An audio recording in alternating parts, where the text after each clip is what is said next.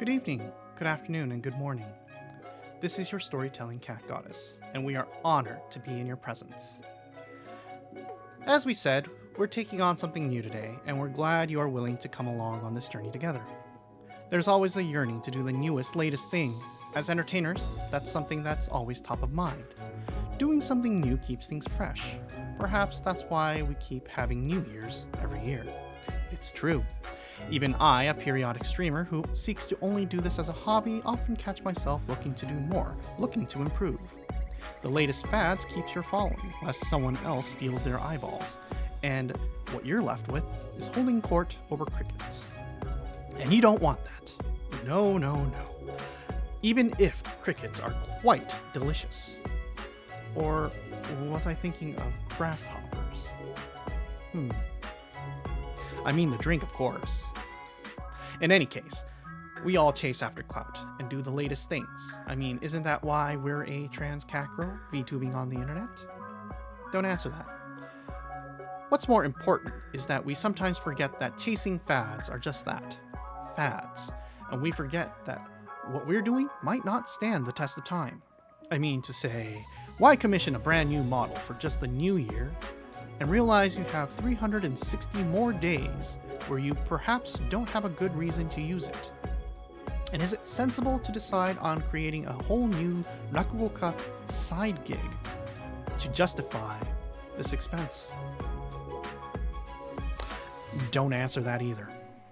Regardless, fads are all the rage, and I hear so much about it today, particularly this whole AI thing.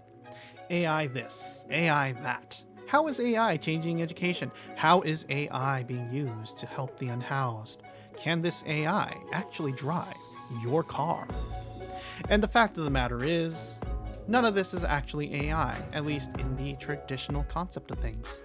No. Computers aren't learning to be independent.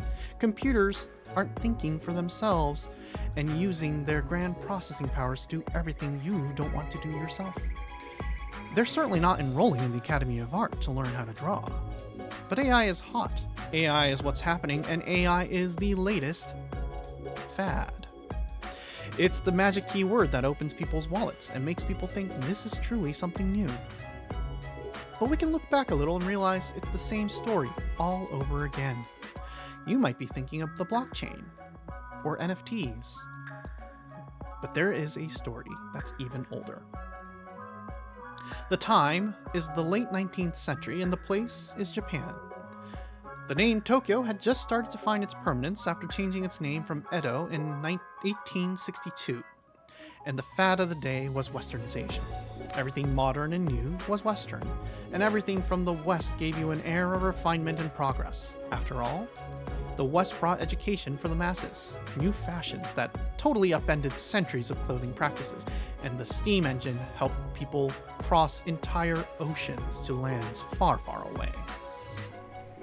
One such newcomer to Japan were spirits beyond the traditional fare of shochu, umeshu, or sake, and enterprising individuals sought to capitalize on it. In the 15th year of Meiji, 1882, in Asakusa, the new capital was flush with visitors from all across the nations. They were curious to see what was at the forefront of technology and culture. And Denbei Kamiya, owner of the Kamiya Bar, needed a new shtick for his bar. Kamiya Bar opened 2 years prior, and is Japan's first Western bar, still in operation today, might I add. But Kamiya's impact goes beyond that title alone, for in 1882, he developed his signature drink. With an alcoholic content of around 45%, and a mixture of brandy, gin, wine, and curacao, as well as some secret medicinal herbs, Kamiya had a drink that was hardly easy on the palate, but its strength reminded him of everything happening around him. Why? This is so alcoholic, I can feel my lips curl. How electrifying. And so, the drink got its name, Denki Brand, or Electric Brandy. Or so all the high-collar, posh Tokyo folk like to say when ordering this drink. But in truth, the name Denki is just as much a fad as it is a signature of the drink. You see, everything was Denki at the time. Thomas Edison had just patented electricity to use as a utility only 2 years earlier in the United States, and Tokyo was similarly abuzz with the concept. Thus, everything was electric in 1882. Denki clothing, Denki deliveries, Denki ladies, you name it, it was happening, and Denki brand was among them. It persists today as a cheap drink worth trying when you're in Japan, but so many of the other Denki brands have since been forgotten. What's the same? There would be other fads that pop up once in a while. In the Taisho era, it was the Bunka era.